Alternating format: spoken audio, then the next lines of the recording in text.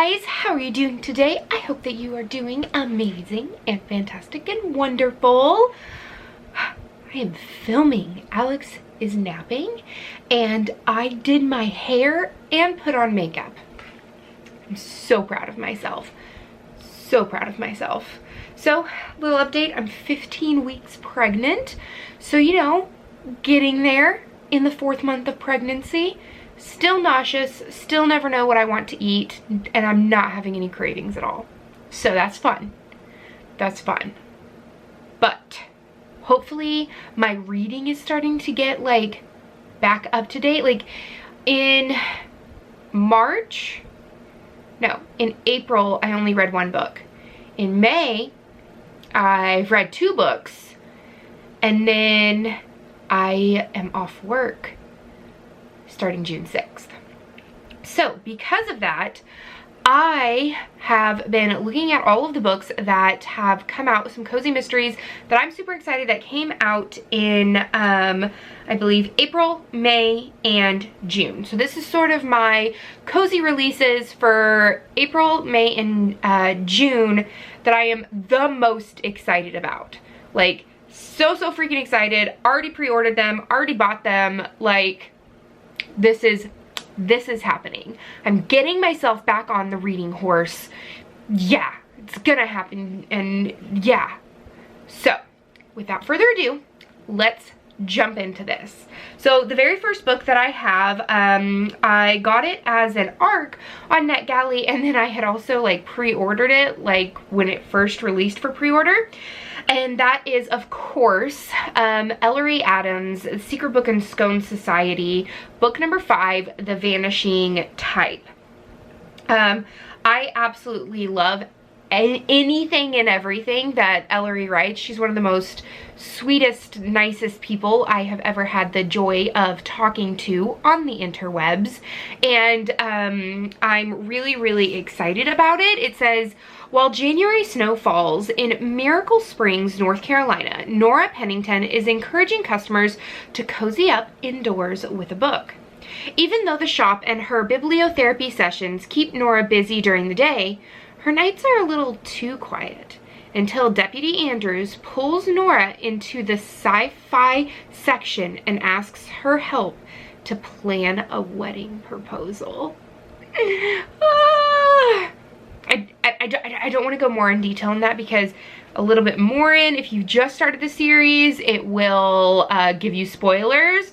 But I am super excited about The Vanishing Type. The next one I have is Hold On for Beer Life. It is book 5.5 in the Sloane Krause mystery series by Ellie Alexander. And as you guys know, because I've talked about it before, the publishing company decided not to continue on with the Sloane Krause series, which broke my heart and made me super sad because I love Sloane and I love Garrett and I love, like, everything about it. So I'm really thrilled to read this one. It says spring has given way to early summer, so it's like perfect timing for right now. In the Bavarian village of Leavenworth, Washington, where Sloane Krause and her brewing partner in crime, Garrett Strong, are taking off for a weekend adventure. They've been invited to Confluence Brewing in nearby Wenatchee for the brewery's soft opening.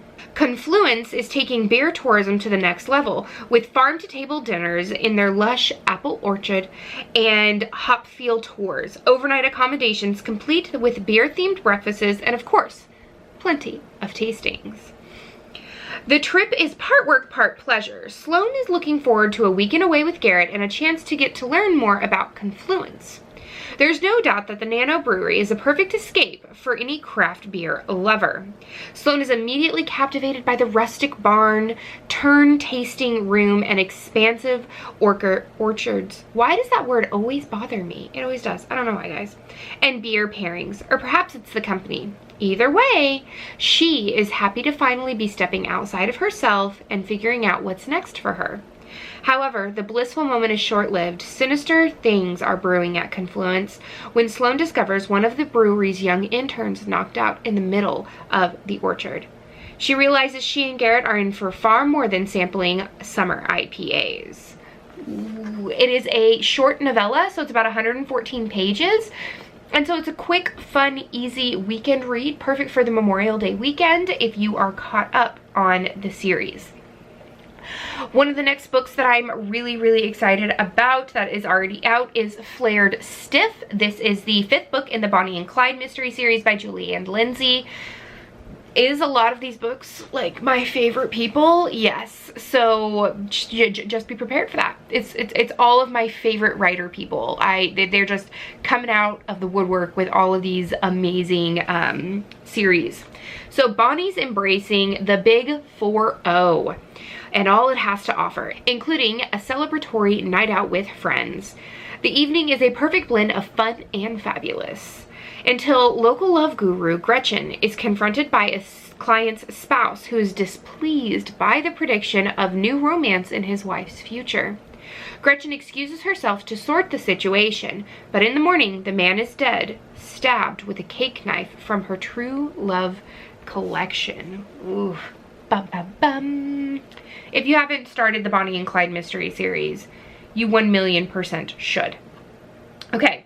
The next book doesn't come out until June 28th, and I've already pre-ordered it, and I can't wait for it to come out, but it is the next in the Bake Shop mystery series by Ellie Alexander, and it is Donut Disturb.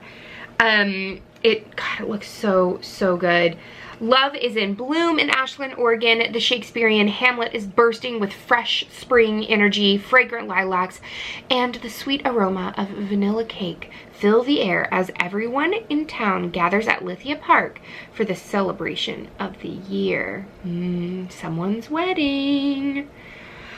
I don't want to read more than that, but I'm so excited. I can't wait. It is book 15 of the series, and it's going to be brilliant. The next book is a new series to me, as well as new author. So it is Bayou Book Thief, a vintage cookbook mystery series by Ellen Byron.